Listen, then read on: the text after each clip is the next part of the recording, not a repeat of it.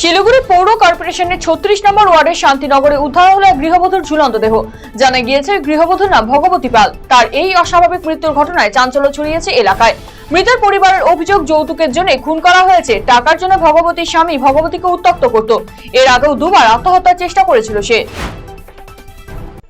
নিরাপত্তারক্ষী দেওয়া হলো উত্তর দিনাজপুর জেলার কালিয়াগঞ্জ পুরসভার চেয়ারম্যানকে পৌরপতি রামনিবাস সাহার নিরাপত্তার জন্য সশস্ত্র একজন পুলিশ কর্মী নিয়োগ করা হয়েছে রাজ্য সরকারের পক্ষ থেকে। সম্প্রতি মালদার ইংরেজবাজার পৌরসভার কাউন্সিলর বাবলা সরকারের ওপর সশস্ত্র হামলা এবং নৃশংস খুনের ঘটনায় তোলপাড় রাজ্য। একজন জনপ্রতিনিধিকে রীতিমতো ধাওয়া করে গুলি করে খুনের ঘটনায় বিস্মিত সাধারণ মানুষ। ফলে রামনিবাস সাহা শুধু কাউন্সিলরই নয়, চেয়ারম্যানও বটে। এই প্রেক্ষাপটে তাকে দেওয়া হলো নিরাপত্তারক্ষী। রায়গঞ্জ টাউন ক্লাবের পরিচালনা এবং রায়গঞ্জ ইনস্টিটিউটের ব্যবস্থাপনায় শুরু হলো ফ্রেন্ডশিপ কাপ সিজন 2। সোমবার রায়গঞ্জ টাউন ক্লাব ময়দানে খেলার উদ্বোধন হয়। রায়গঞ্জ টাউন ক্লাবের সম্পাদক রজিত ঘোষ জানিয়েছেন, ফুটবলের পাশাপাশি ক্রিকেটের প্রতি যুব সমাজকে উদ্বুদ্ধ করতে এই আয়োজন। এই খেলা চলবে 12 জানুয়ারি পর্যন্ত।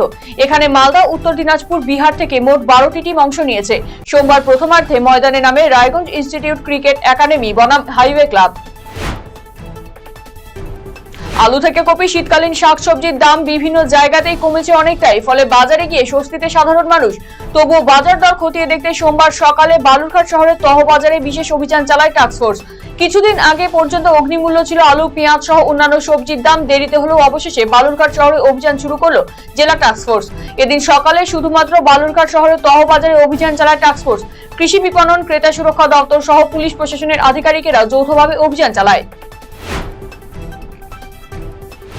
সোশ্যাল মিডিয়ার মিথ্যে প্রচার বন্ধে কঠোর পদক্ষেপ নিতে পুলিশের কাছে লিখিত অভিযোগ দায়ের করলেন বালুরঘাটের সাংসদ তথা কেন্দ্রীয় মন্ত্রী সুকান্ত মজুমদার। সম্প্রতি কিছু অসাধু চক্র ভারত সরকারের উত্তর পূর্বাঞ্চল উন্নয়ন ও শিক্ষা মন্ত্রকের প্রতিমন্ত্রীর ছবি ব্যবহার করে বিভিন্ন মিথ্যা বার্তা ছড়াচ্ছে বলে অভিযোগ। এই অপপ্রচারের বিরুদ্ধে ব্যবস্থা নিতে রবিবার দক্ষিণ দিনাজপুর জেলা পুলিশ সুপারের কাছে লিখিত অভিযোগ দায়ের করেছেন তিনি। মালদায় তৃণমূল নেতা দুলাল সরকার খুন হওয়ার পর সাধারণ মানুষের পাশাপাশি আতঙ্কিত ব্যবসায়ী মহল। এবারে ব্যবসায়ীদের সেই আতঙ্কের কথাই জানালেন Malda merchant chamber of commerce and ইন্ডাস্ট্রিজের জেলা সভাপতি উজ্জ্বল সাহা। বিগত দিনে মালদায় যত চুরি, ছিনতাই, খুন হয়েছে, বিহারের যোগ পাওয়া গিয়েছে তাতে। তৃণমূল কাউন্সিলর খুনের ক্ষেত্রেও সেটাই হয়েছে। এর পেছনে রাজনৈতিক কারণ থাকলেও থাকতে পারে। পুলিশ যে দুজনের নাম ও ছবি প্রকাশ্যে এনেছে এবং পুরস্কার ঘোষণা করে তারা মৃত দুলালবাবুর ওয়ার্ডেরই বাসিন্দা, জানিয়ে প্রশাসনের ভূমিকায় কথা তুলেছেন তিনি।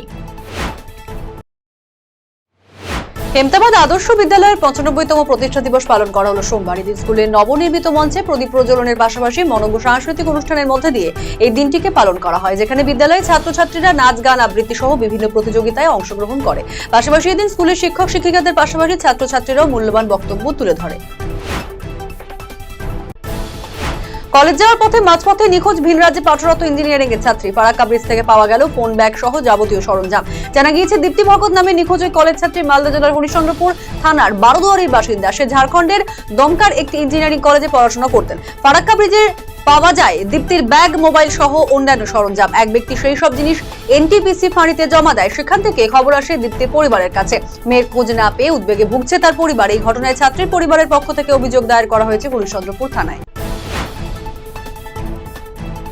এক মহিলাকে বাড়ি থেকে তুলে নিয়ে গিয়ে জমিতে হাত মুখ বেঁধে গণধর্ষণের অভিযোগ ঘিরে চাঞ্চল্য ছড়িয়ে পড়ল এলাকায়। অচৈতন্য অবস্থায় মহিলাকে দেখতে পেয়ে স্থানীয়রা তড়িঘড়ি হাসপাতালে ভর্তি করে। ঘটনাকে কেন্দ্র করে ব্যাপক চাঞ্চল্য ছড়িয়ে পড়ল মালদার রতুয়া থানার চাঁদমুনি 1 নম্বর গ্রাম পঞ্চায়েত এলাকায়। এলাকারই 2 যুবক গণধর্ষণ করেছে বলে অভিযোগ মহিলার। কোচবিহারের শীতলকুচি ব্লকের সাবেক ছিটমহলবাসীরা জমির সমস্যা নিয়ে মাথাভাঙ্গা মহকুমা শাসককে স্মারকলিপি প্রদান করে। জানা গেছে, 2015 সালের 31 জুলাই ভারত বাংলাদেশ সরকারের যৌথ উদ্যোগে ছিটমহল বিনিময়ে সেই সময় শীতলকুচি ব্লকের খলিশামারি অঞ্চলে তারা যুক্ত হন। অভিযোগ দীর্ঘদিন কেটে গেলেও জমি জট কাটেনি। 2018 সালে জমির যে সমস্ত খসড়া খতিয়ান দেওয়া হয়েছিল সেই নথি ভুলে ভরা। ভূমি দপ্তরে একাধিকবার জানিয়েও কোনো কাজ হয়নি।